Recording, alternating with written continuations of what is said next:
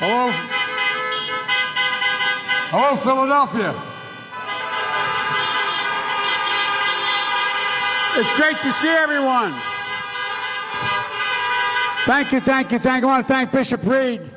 I really mean it. Sharon Baptist Church for letting us borrow your parking lot. And the DNC chair, vice chair. I tell you what, that man can make a speech, can't he? He's pretty darn impressive.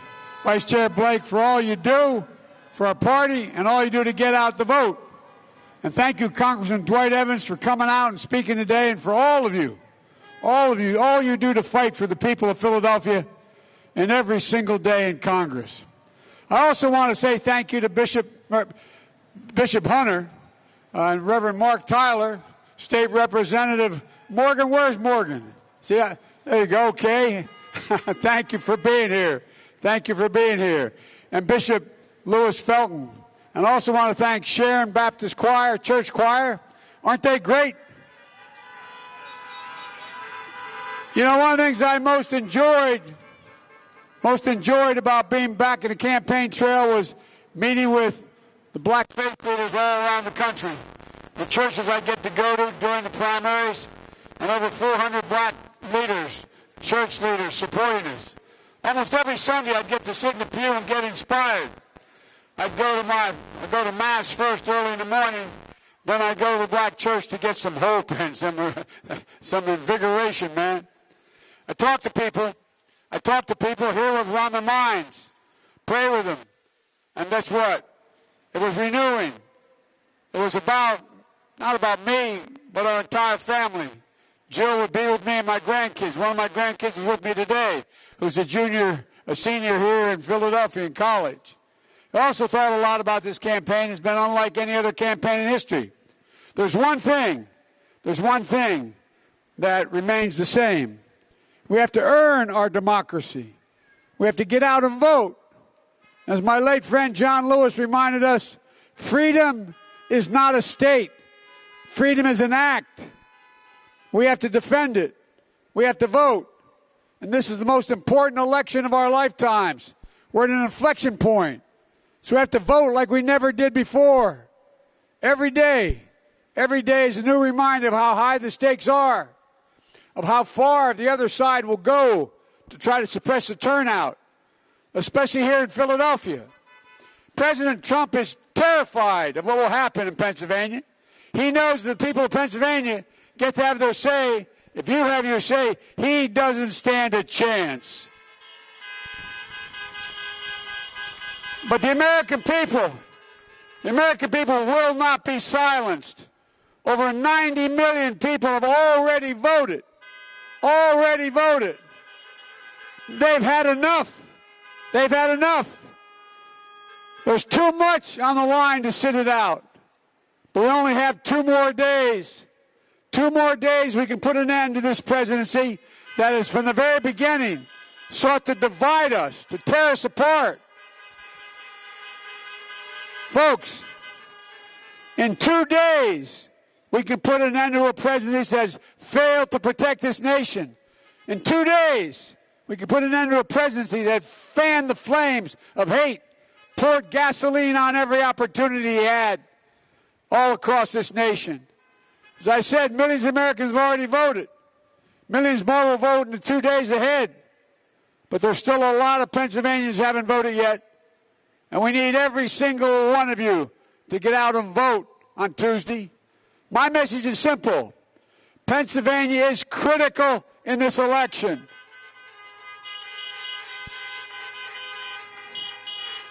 I live in Delaware, but I'm a Pennsylvania boy, born in Scranton.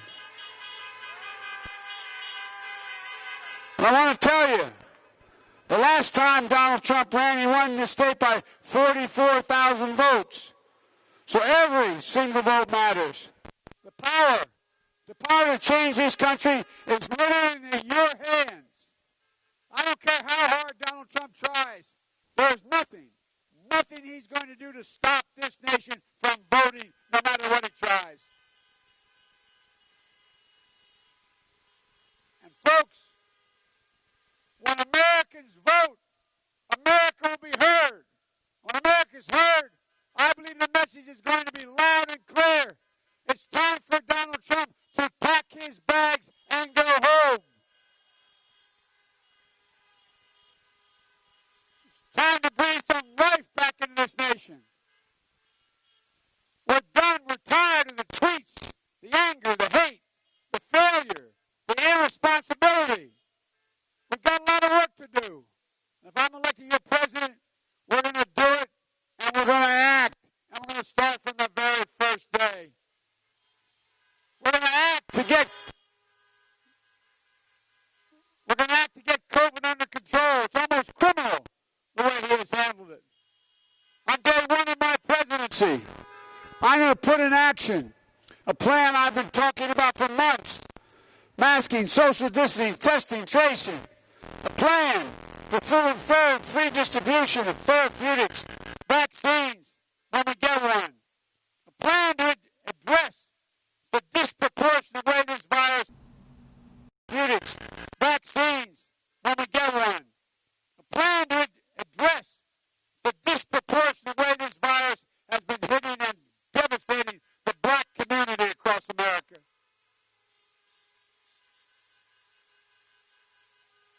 Folks, every single day we're seeing race-based disparities in every aspect of this virus.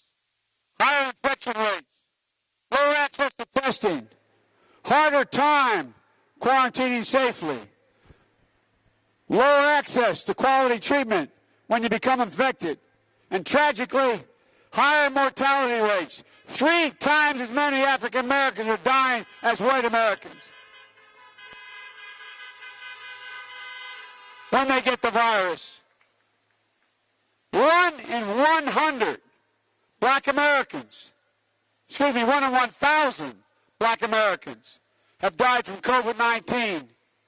And if we don't change between now and January, it's estimated 1 in 500 by the end of this pandemic. That is a mass casualty event in the black community. And it's totally unnecessary, totally uncalled for. My public health plan will ensure the needs of communities that are being hit the hardest by this virus are a priority, not an afterthought. We're going to have to plan to get our economy back on track.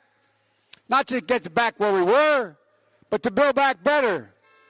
To make sure everyone is dealt in on a full-scale share of the American dream. We're going to address systemic racism and build real economic opportunity and equality for the black community. The blinders have been taken off.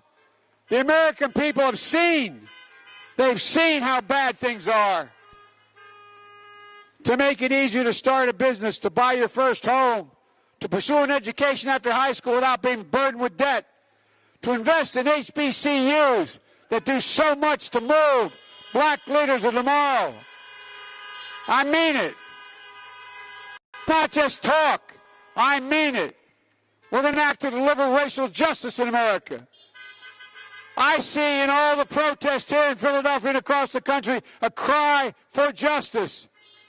Folks, protesting is not burning or looting, and violence must never be tolerated. It won't. But the names of George Floyd, Breonna Taylor, Jacob Blake, Walter Wallace Jr., they will not soon be forgotten. They will not be forgotten by me. They will not be forgotten by you. And they'll not be forgotten by the American people. Because here's what they're going to do. They're inspiring a new wave of justice in America. George Floyd's little girl, 6 years old, said to me when I went to be with the family, I knelt down to say hi to her, and she looked at me and she said, "Daddy is going to change the world." Daddy, that's what she said to me, 6 years old. Daddy, look, we can change the world. Not in one fell swoop, we can change it. We all know this country has to come together. We cannot afford 4 more years of anger, hate, and division that we've seen under this president. Folks, look, from the day he announced, from the moment he came down that escalator, what did he say in New York? He said, we're going to go out and get those rapist Mexicans. rapist Mexicans. He put a ban on all Muslims coming to the United States.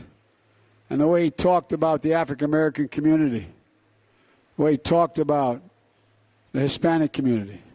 Look, folks, we got to come together. I'm running as a proud Democrat, but I will govern as an American president for everybody. I will work as hard for those who don't support me as those who do support me. I mean it. That's the job of a president. The duty to care. The duty to care for everyone. In President Biden's America, there will be no red states or blue states. There will only be the United States of America. Look, our faith in our country is being tested, but our faith in God is helping us through because of all of you. Thank you for your commitment to the greatest commandment, love our neighbors as ourselves, and for our dedication to never grow weary of doing good. Being with you all reminds me of that gospel hymn that inspired so many of us. When I last talked to John Lewis as he's dying, he reminded me of it. I don't feel no ways tired. I've come too far from where I started from. Nobody told me the road would be easy. I don't believe he brought me this far to leave me. He did not leave us. We are not tired.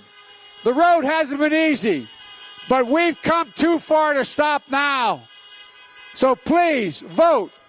Get everyone you know to vote. We need to get every soul in Philadelphia to the polls. Your voice, your vote matters. Your voice deserves to be heard. And if you still have an absentee ballot, get it to a drop box as soon as you can. Or you can vote on Election Day. But make a plan. I mean it, make a plan now. Help get out the vote. Go to iwillvote.com/PA. Folks, you know, I've been doing this a while. One of the reasons I got elected in the first place in Delaware across the line was because of the folks in Pennsylvania. All the media in Pennsylvania, all the media in Delaware for the first 25 years of my career was all Philadelphia television. There was no Delaware television. And I was very happy to have the moniker of being known as Pennsylvania's third senator. I know Philadelphia well. I married a Philly girl, by the way. And by the way, I got my Eagles jacket on.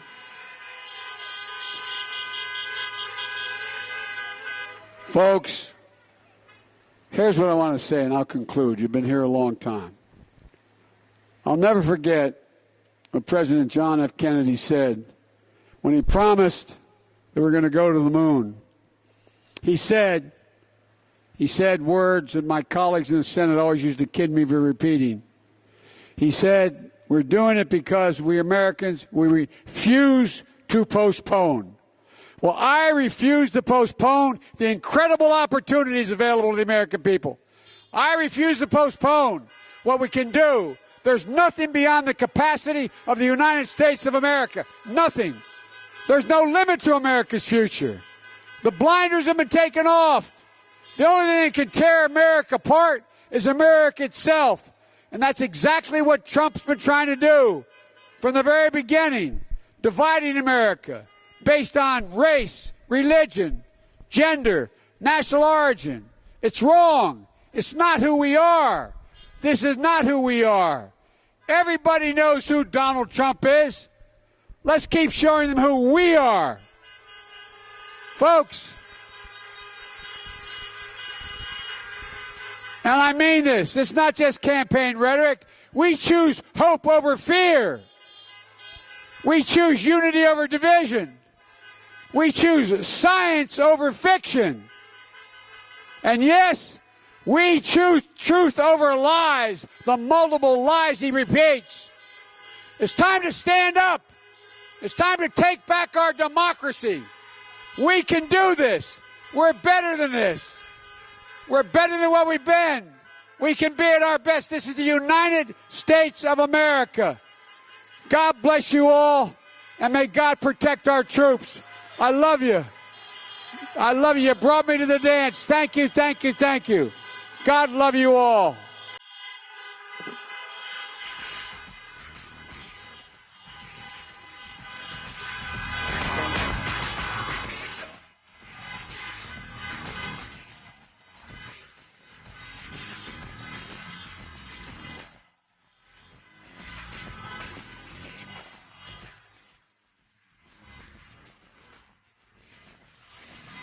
Keep the faith.